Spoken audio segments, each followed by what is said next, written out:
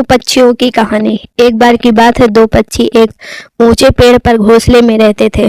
दोनों पक्षी एक दूसरे से बिल्कुल अलग थे।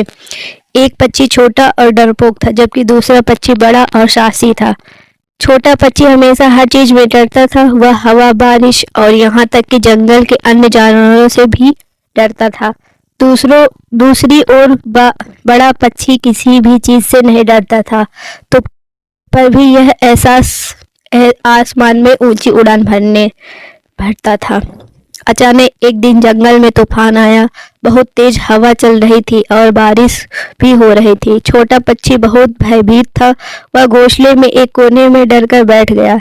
हिलने डुलने में बहुत डरता था। दूसरी ओर बड़ा पक्षी डरा नहीं। वह घोंसले में बाहर उड़ गया और तूफान में चला गया। बड़ा पक्षी हवा पर सवार होकर आकाश में ऊंचा उड़ गया। यह बहुत ही खुश था। बड़े पक्षी ने इतनी स्वतंत्रता महसूस नहीं किया था। थोड़ी देर बाद तूफान थम गया। बड़ा पक्षी वापस घोंसले में लौट कर आया और छोटे पक्षी को अपने साहसी कार्य के बारे में बताया। छोटा पक्षी चकित रह गया। उसने कभी सोचा ही नहीं था कि तूफान में उड़ना इतना मजेदार हो सकता है। छोटे पक्षी ने बड़े पक्षी से उसे तूफान में उड़ना सिखाने को कहा। बड़ा पक्षी सहमत हो गया और दोनों पक्षियों में एक साथ तूफान में उड़ने का अभ्यास किया। आखिरकार छोटी चिड़िया के अंदर जो डर था वो साहस में बदल गया। तूफान आने पर भी यह आसमान में ऊंची उड़ान भर सकता था। छोटा पक्षी तूफान में उड़ना सीखने के लिए बड़े पक्षी को बहुत आभारी था। दोनों पक्षी एक साथ घोंसले में रहते थे।